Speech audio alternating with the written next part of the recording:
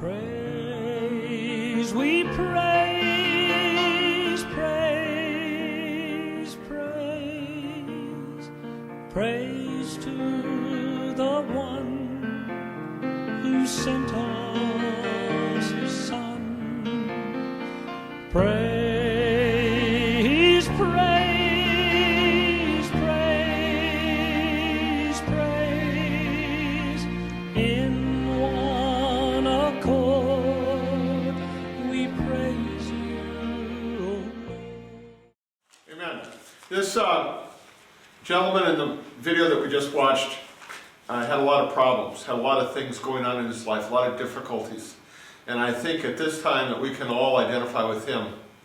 The first point I want to make today, as we look at the book of Job, is Job is normally seen as a great poem. In fact, Tennyson said it was the greatest poem of ancient or modern times. And he himself was revered as one of the greatest poets that we've ever produced in the English language.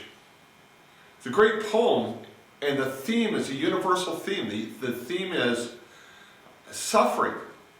And the reason why it is such an attractive theme is because we all experience suffering. In fact, the reason why I had Wayne read Psalm 53 is because even Jesus suffered. Jesus was acquainted with grief, a man of sorrows. Suffering is part of our life. While we're alive, we experience suffering. And so it raises questions to us about, is there a God? If there is a God, is he interested in me?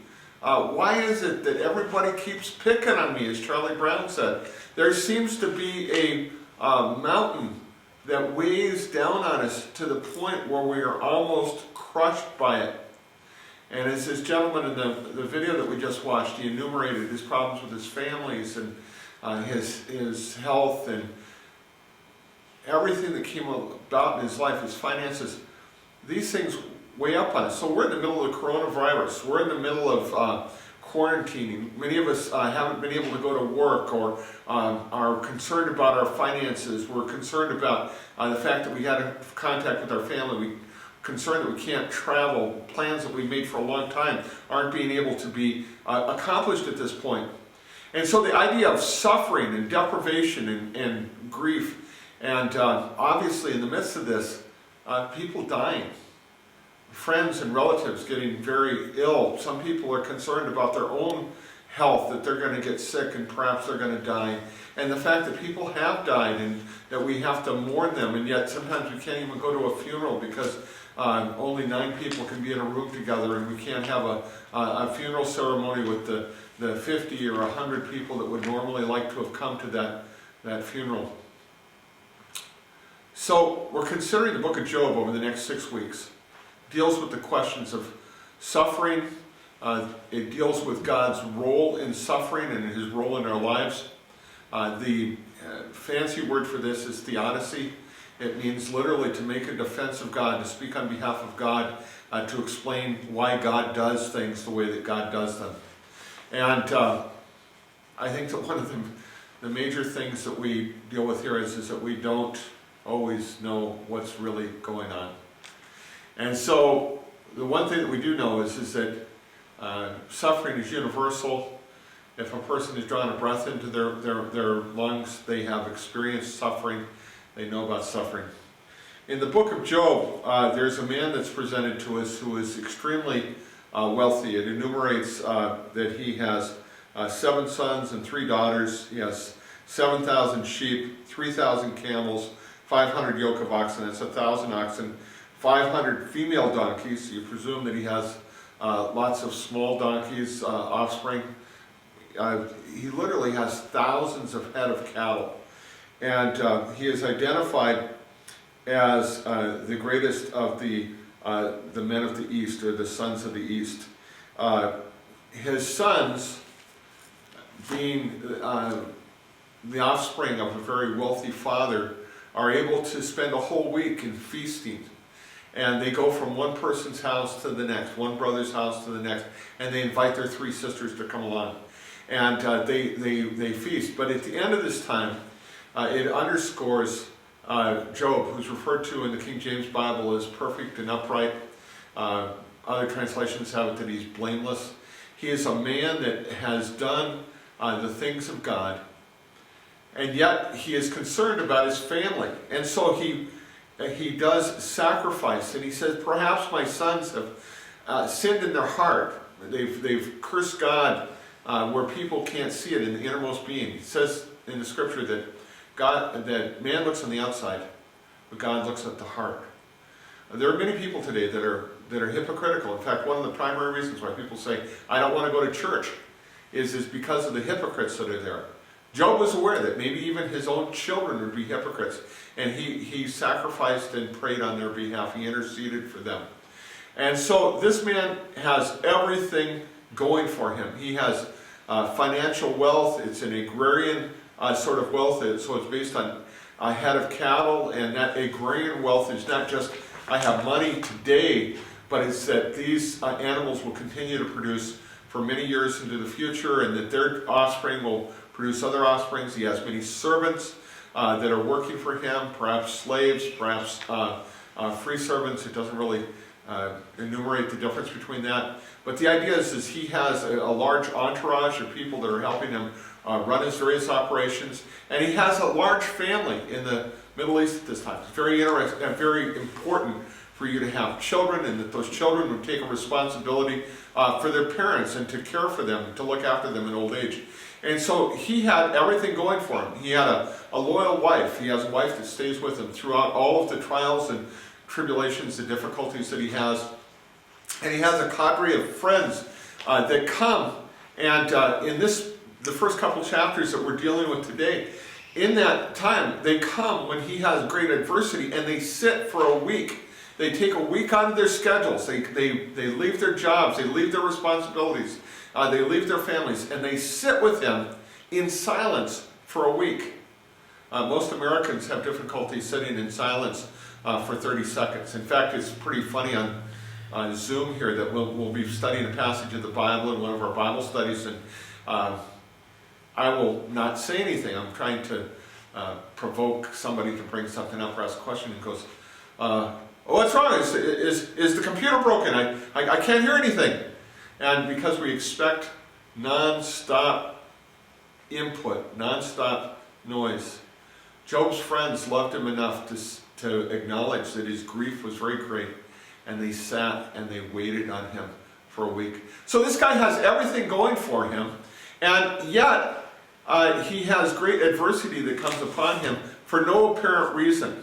Now, the Bible then switches to what I call Act 2, and it focuses on a convention of angels. They're referred to as the sons of God in the Old Testament. In the New Testament, sons of God are members of the church or Christians, the children of God. But in the Old Testament, sons of God refers to angels, these alien-type beings, one of which killed, I believe, 75,000 people in one night. They're called ministers of flames of fire. They're apparently can go very rapidly, perhaps even at the speed of light. They can go through walls. They can perhaps change their appearance. They're very powerful, and they're very ancient, and they are not human. It says that angels long to look into the things that God prepared for us through the salvation through Jesus Christ. And you get the idea that they don't quite see things the way that humans see things. They're an alien race, and they have alien values.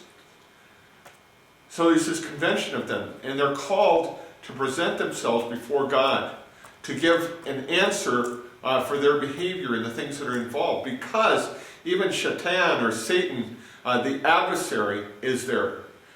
He's referred to as, he's the serpent in the garden, he's the devil, he's Beelzebul. He has all of these titles: the great deceiver, the father of lies, murderer from the first. All of these are titles and enumerations of him. But he comes, and God says, what have you been up to? And in the first chapter, he says this: Then Satan answered the Lord and said, from roaming about the earth and walking on it. And the Lord said to Satan, have you considered my servant Job? For there is no one like him on the earth, a blameless and upright man, fearing God and turning away from evil. I think people often fall into the error of dualism when they think about God and Satan.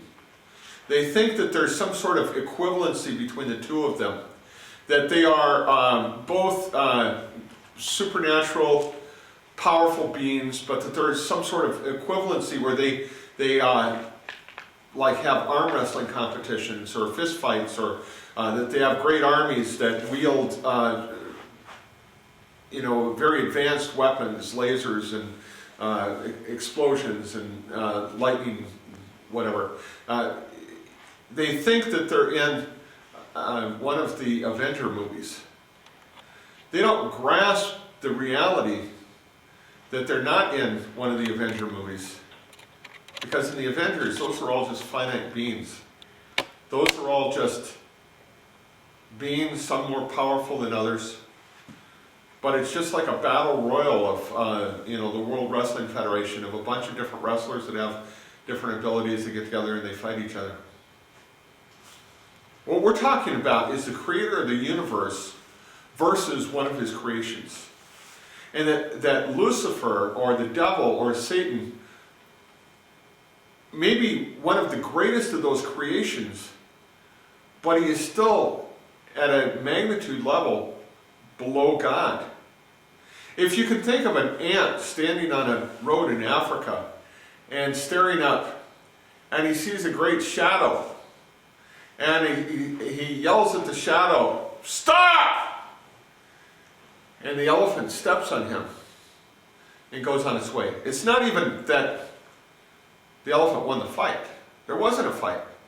It wasn't even that the elephant ignored the command. He didn't hear the command. The elephant is on another whole plane of existence.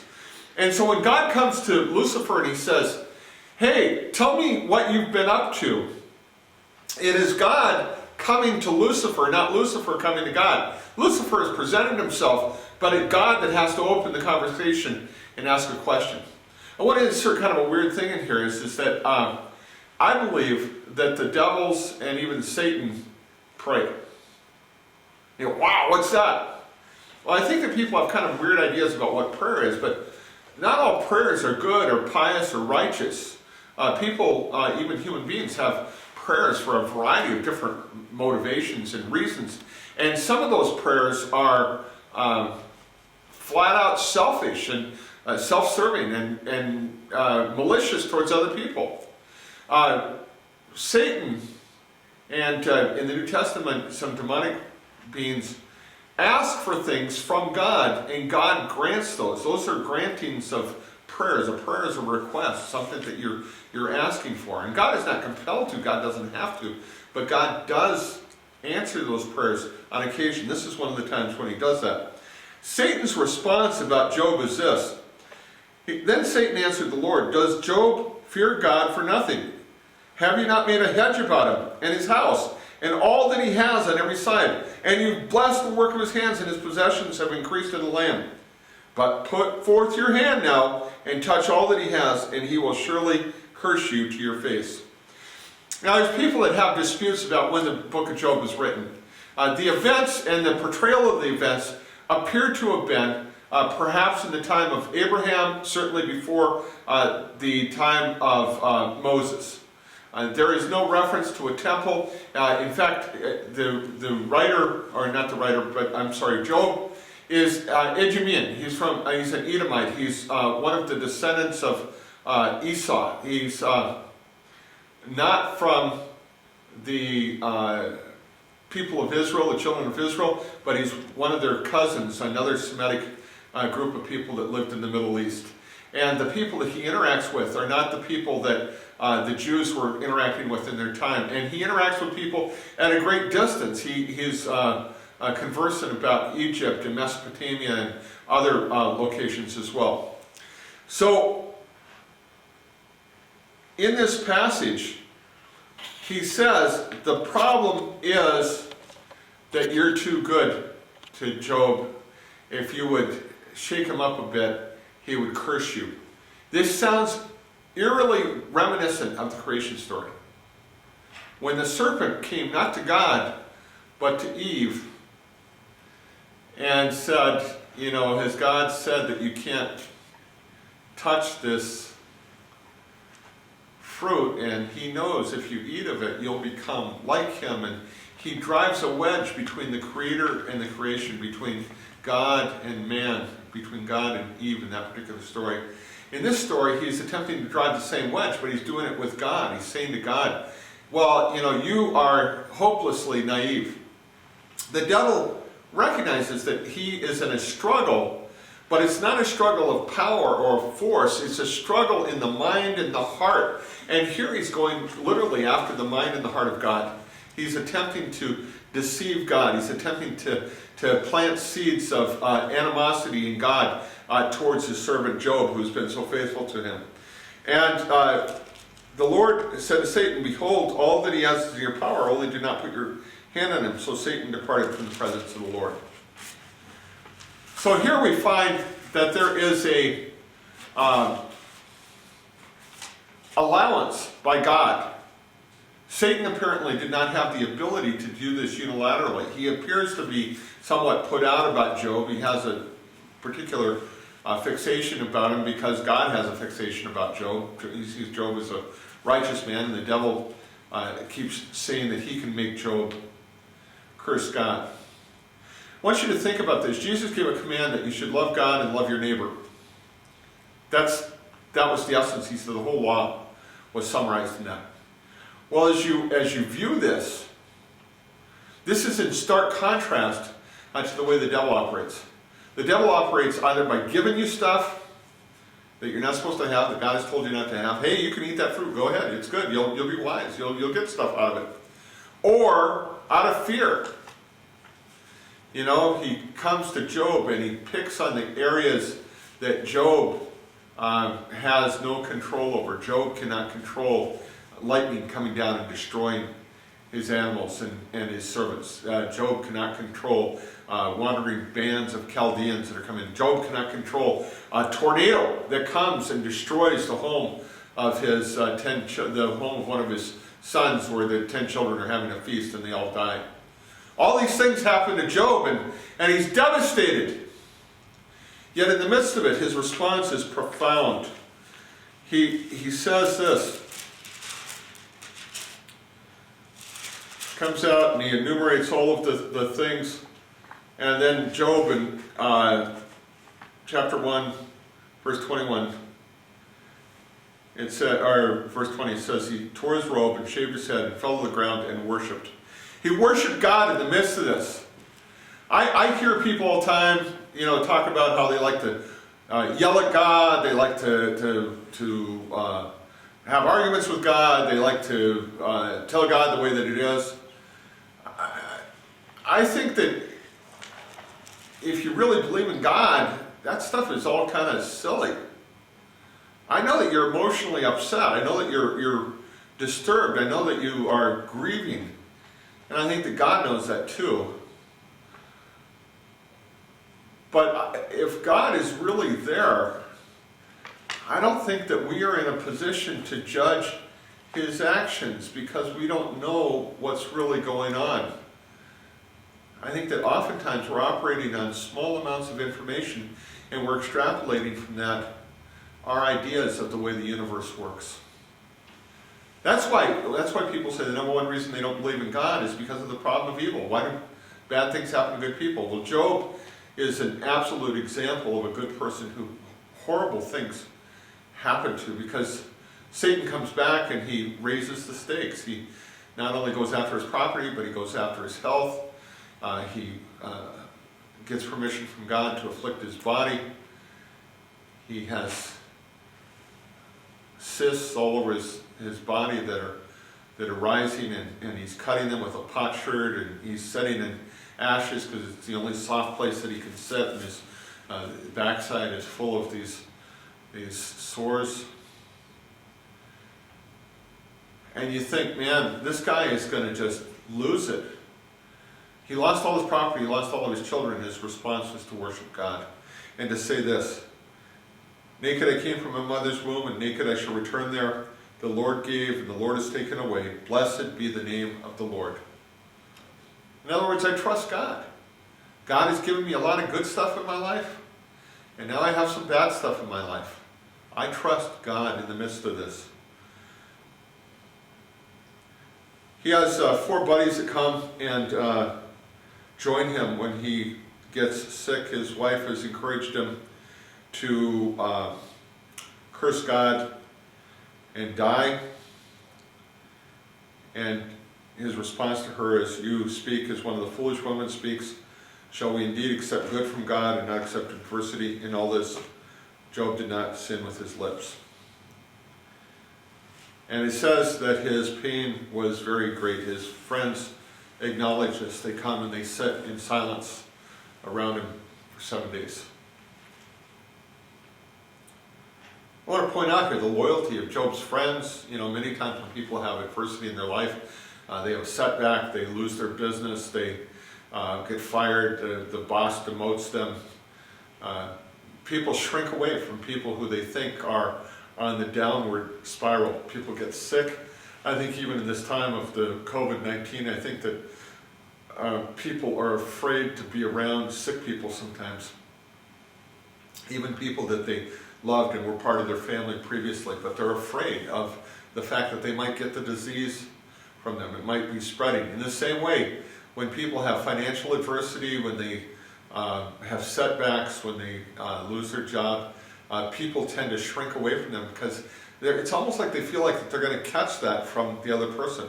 The person's going through hard times, and maybe they got bad luck, and I'm going to get some of that bad luck on me. So they superstitiously try to avoid that. I want to make just a couple of what I think are important points here. The first is that suffering is universal. All of us have suffered, going to suffer. It even says that righteous people in the New Testament, all who will live godly in Christ Jesus, will suffer persecution.